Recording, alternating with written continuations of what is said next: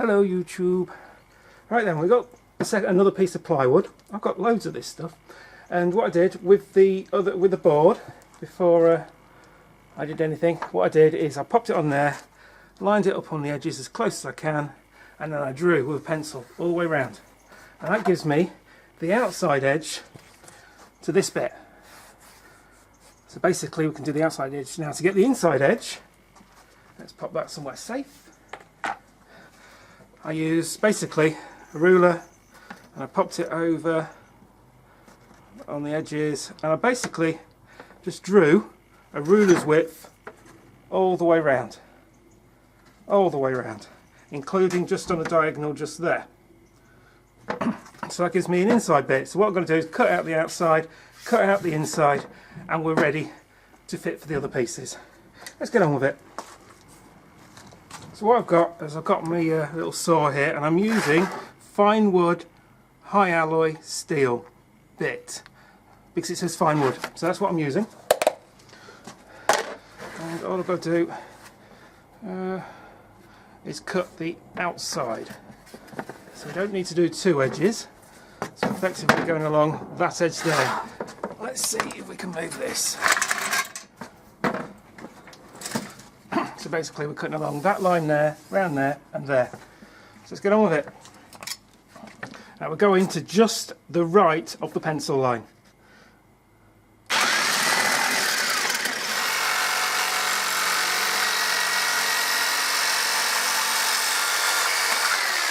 Job done. All we've got to do is drill holes in the corners and cut out the middle.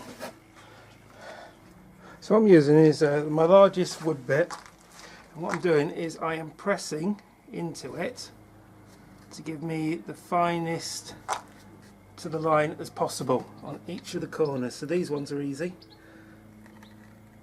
So that gives me basically a pilot hole to the size of the drill bit. Use my finger just. That's fine, that's fine. It doesn't actually have to be 100% accurate. So now we drill the holes in the corners. There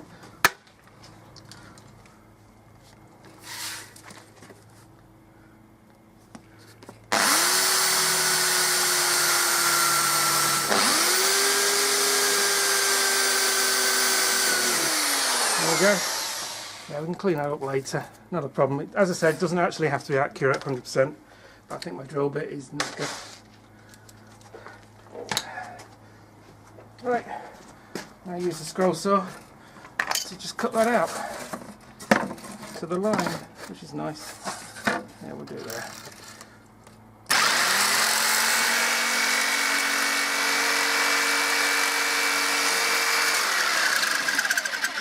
And remove. There we go. So we've got a bit. All we have to do now is clean it up. So what I do on the corners is basically just gently feel it back to the line on the corner.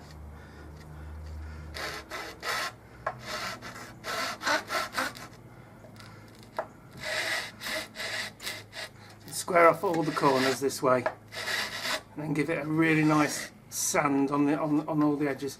See, this is all coming off, but what I can do is I can just cut that back, and that should get rid of most of that. It doesn't actually matter in the final effect, to be honest, because the final effect is going to be rough metal anyway.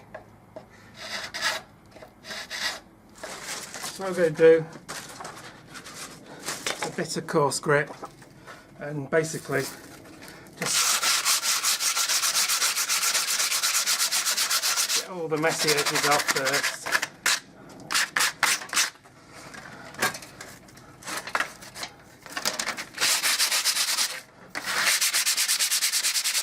You see these, they don't really matter because they add to the effect of the metal.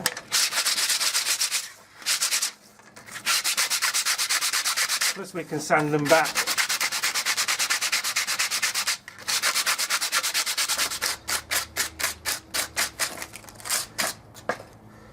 You can see that edge there needs.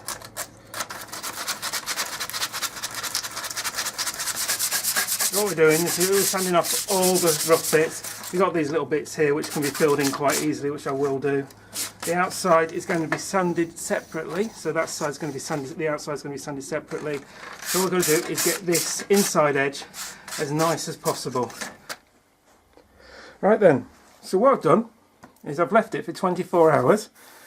And I've given it a ever so light sanding around the edges with some very, very fine grade. Just sanded it ever so slightly back. And it's good enough, as I say. I've already masked it off to the corners. Again, it doesn't have to be neat. It's part of the whole presence, is it doesn't have to be neat. Which is one of the great things why I'm doing this. Now, I'm using blackboard paint from my local blackboard paint suppliers, because blackboard paint is awesome. And so all we're doing is basically a bit of a sponge and just basically go around the edges, making it all black using the splodgy method. And just give it a good couple of coats of this. There we go, there we go. There we go, a couple of good coats of this and it's job done. Leave it to dry.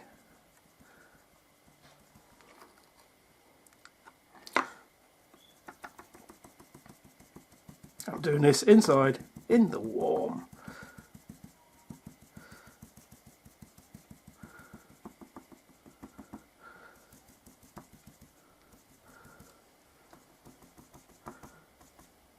I could do the Bob Ross impression.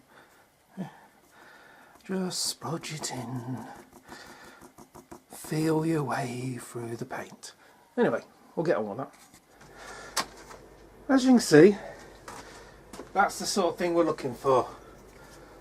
So we left it for a good 24 hours to stick down, then we've painted it. Painted it and it's job done.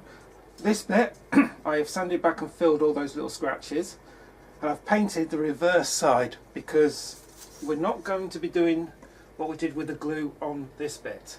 We want it to basically be around, and as you can see it's slightly warped, so we're going to have to put some weights on this once the glue's in place. Now for the glue, again with a hard as nails. Yeah, that'll do, it's fine.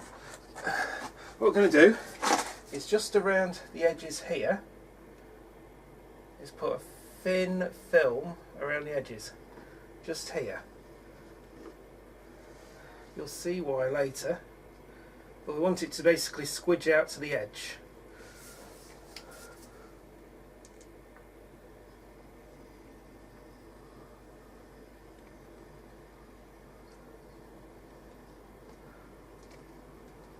We don't want too much of an excess, and marry it up, that's fine. So what I'm going to do is on this bit is basically just go down the middle.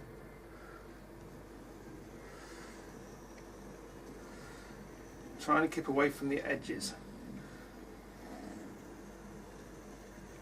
Oh no, that's fine, that's cool. The top back on, homemade top. And then we try. Now we cut the edges just outside the line. Do that, do that, do that. That is just outside, just outside, just outside, just outside, because we're going to sand it back. So once it's set in place,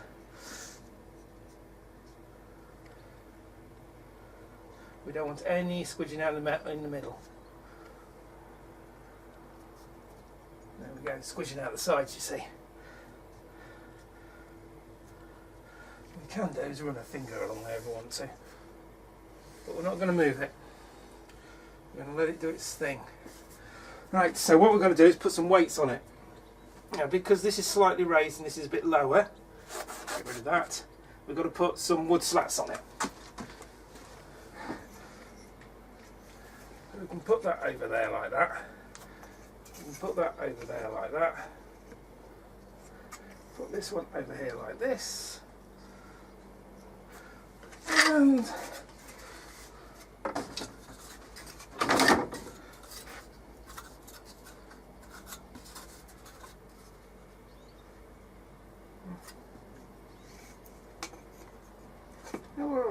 It'll be fine.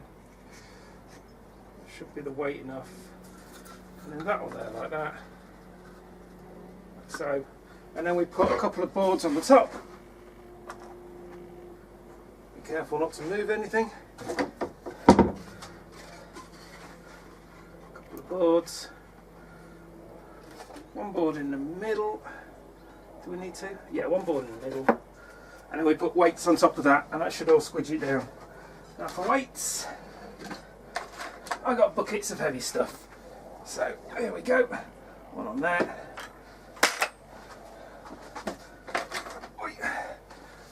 One on that. So that should be enough weight on here to weigh it all down, keep it all flat. Garage floor is flat, the wood underneath is flat, so this should be enough weight to keep it all in so. You've got to leave it for 24 hours. Do not touch it, move it or anything like that. Hence me putting it in the corner of the garage where nobody goes. Right, see you next time. Have a good one. Goodbye, YouTube.